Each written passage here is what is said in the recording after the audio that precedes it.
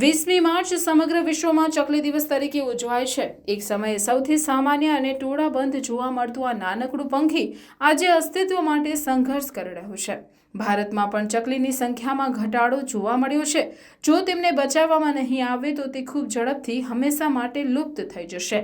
ચકલીને બચાવવા અંગે લોકકૃતિના આશય સાથે મન મૈત્રી સેવા ફાઉન્ડેશન અને નારાયણ વિદ્યા વિહારના સંયુક્ત ઉપક્રમે વિશ્વ ચકલી દિવસની ઉજવણી કરવામાં આવી, જેમાં શાળાના 3000 વિદ્યાર્થીઓને નિઃશુલ્ક ચકલીના માળાનું વિતરણ કરવામાં આવ્યું। ઉપરાંત શાળાના વિદ્યાર્થીઓ, વાલીઓ અને શિક્ષકો માટે રંગપૂર્ણી, વક્તૃત્વ, ફોટોગ્રાફી, નિબંધ લેખન અને સ્લોગન લેખન સ્પર્ધાઓ આયોજિત કરવામાં આવી હતી। આ પ્રસંગે ઉપસ્થિત મહેમાન નીતિન કુમાર પંડ્યાએ શાળાના વિદ્યાર્થીઓને ચકલીના પ્રકાર અને વીવી પંડ્યાએ વાઇલ્ડ લાઇફ વિશે વિશેષ માહિતી આપી હતી।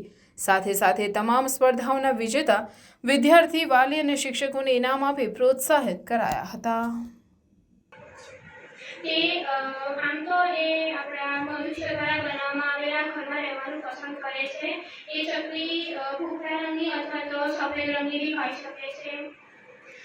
ચકલી એની પીઠ પર પાંખો આવેલી હોય છે, તેની ચાંચ અને તેના પગ પીળા રંગના હોય છે। આપણે શહેરો, ગામડાઓ અને ખેતરોની આસપાસ ચકલી જોવા મળે છે।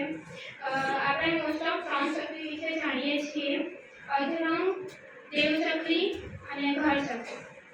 હવે જે તમને 3 ચિત્ર દેખાય છે એ ચકલીના ચિત્ર છે।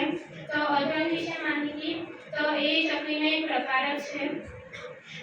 તે ભૂરા રંગનું હોય છે। તેના નસકોરા પાસે, તેના પગ અને તેની આંખોની પાસે કાળો કલર આવેલો હોય છે, પરંતુ તેમાં પણ આપણને સહેજ ભૂરો રંગ દેખાય છે। તેના ગળાથી લઈને તેના પેટ સુધી આપણને કેસર દેખાય છે। શાના માટે? ભૂખ અને તરસને છીપાવવા માટે।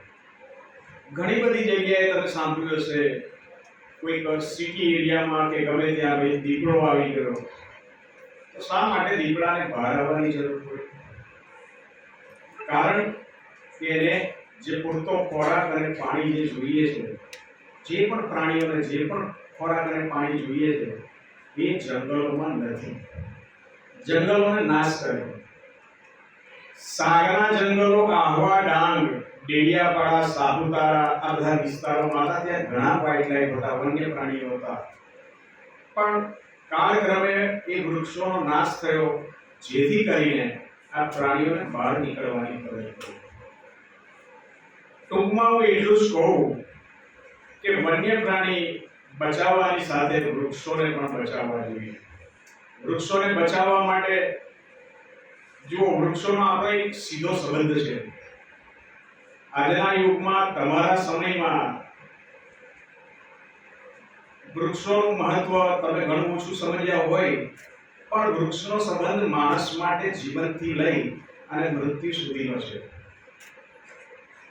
બાળક જન્મે ત્યારે એને ઘોડિયાની જરૂર પડે। અત્યારે તો બધા ઇલેક્ટ્રિક ઘોડિયા આવી ગયા, સ્ટીલના ઘોડિયા આવી ગયા, પણ અમારો જ્યારે સમય હતો ત્યારે લાકડાના ઘોડિયા હતા। તો એ લાકડાના ઘોડિયાથી શરૂઆત આપણા જન્મથી થાય। બાળક થોડું મોટું થાય એટલે એને ચાલવા માટે પાપા ગાડી એના પપ્પા ભણાવતા હતા।